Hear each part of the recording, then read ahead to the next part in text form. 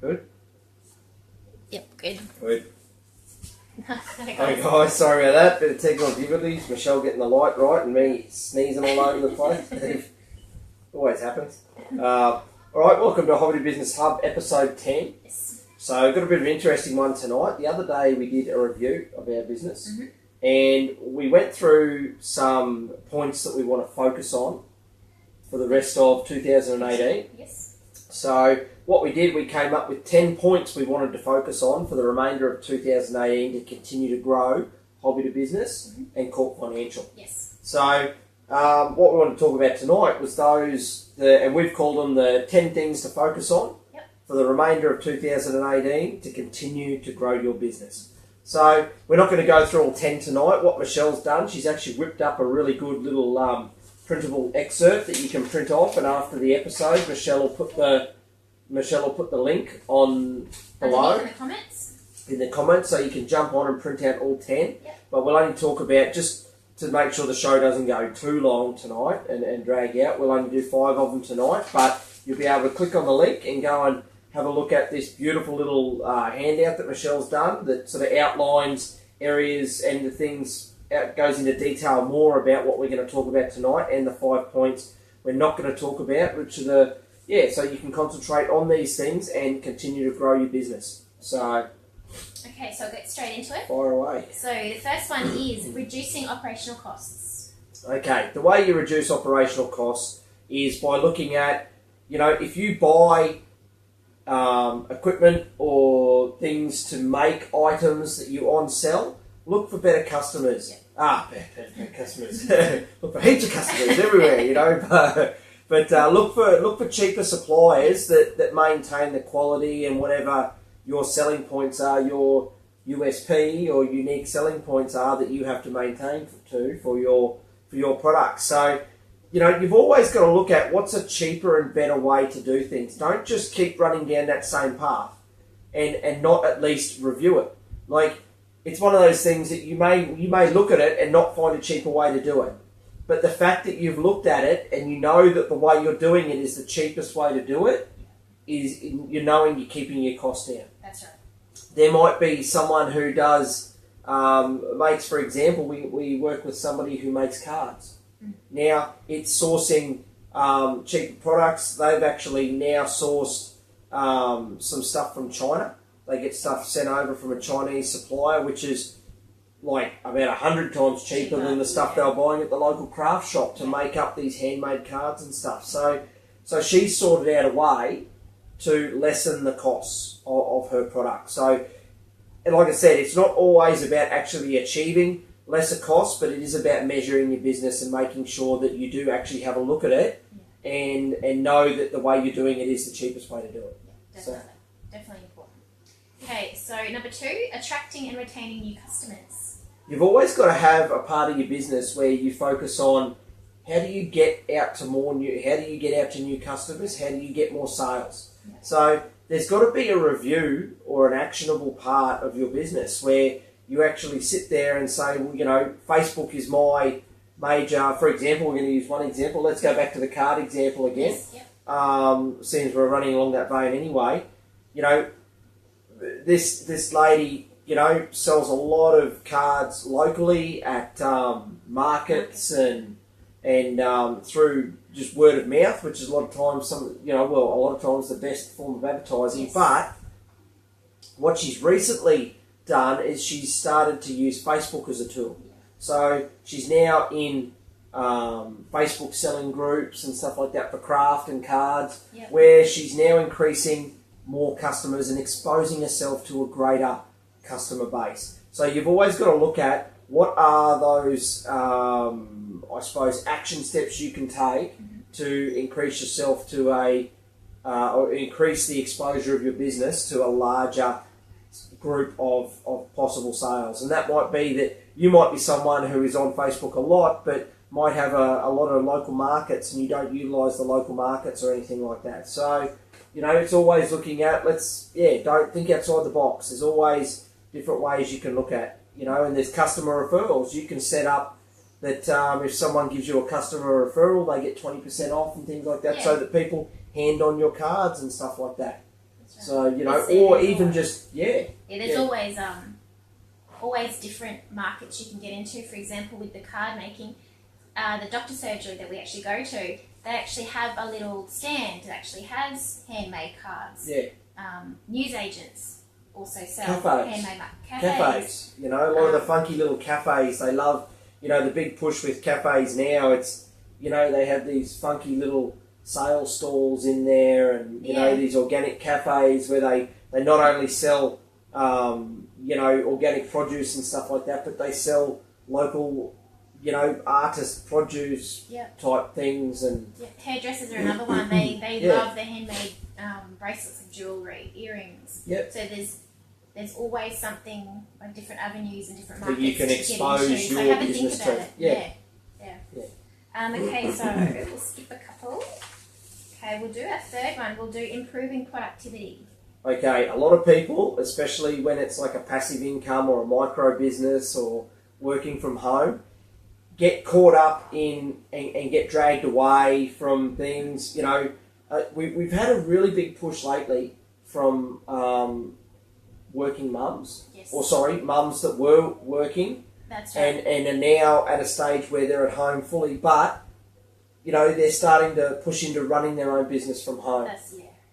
They don't want to go back to work. They want to still be the stay-at-home mum, but still earn some income as well. Which is exactly why Michelle has driven down the line she did, because, you know, we wanted to have one parent at home. We didn't want to have the kids in childcare and things like that and after-school care. We wanted one parent to be able to, you know, at least be there all the time and make sure the kids get to their sport and their extracurricular activities and to and from school and all those things. And, you know, and Michelle wanted to be a stay-at-home mum as well. You know, we would all love to be stay-at-home parents and see the kids, you know, grow up all the time. But unfortunately, one parent's got to work. And it worked out economically at the time that, you know, with my wage, it was better for me to be working.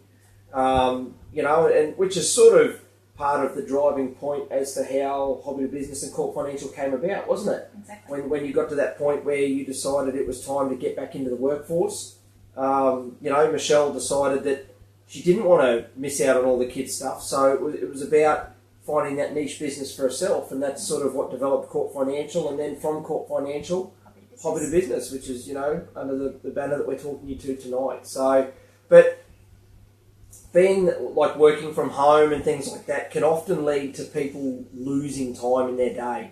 You know, the washing's still got to get done. You know, the phone still rings. And sometimes it's just a lack of organisation where people don't section off times and give themselves times to actually work from, to say, right, when I get home from dropping the kids off at school, I'm going to get in a solid couple of hours before I stop. And it's also about finding those things that help you work better. Yeah. It might be, I know when we're working from home, when you want to get into it straight away, we like to have a cup of coffee and sit there and just get into it, grab our cup of coffee and hook into it, you know, and get amongst it. So it's also, it's about organising, and it's about finding those little things that help you to move and work better and not stop. So it might be that you're only going to stop in between loads of washing when you've got to do the loads of washing, but you really concentrate. I know that's one technique Michelle does really well, you know, manages to get everything done around the house that's got to be done, as well as all the work she's got to do for Hobby to Business and Corp Financial. But Michelle we'll tell them about what you do with the washing, you know, how, like in between the washing, you just go flat out because you know you've got a certain amount of time. Yeah, that's right. Basically, but I do have a plan of attack at the start of each day, and I try my best to stick to it. So I do try and do 2 hours, an hour to two at a time in bulk, and I make sure I don't do any. so I track housework stuff during that time. You've got to commit. You've got to commit to be productive. Because it is easy. It is very easy. It's like, even if you do get, you know, have a couple of rainy days, you get behind, then it's, you know, it's very easy to get sidetracked. So it's organisation, it's commitment, it's finding the little things that work for you that mean your work is going to flow on, and that's how, you know, one of the many ways that you can improve productivity. Exactly. So. Okay, we'll do another one. which is focusing on new markets. Another review part of your business that we review regularly is what other markets can we get into? What other markets... Ooh, stop the camera then.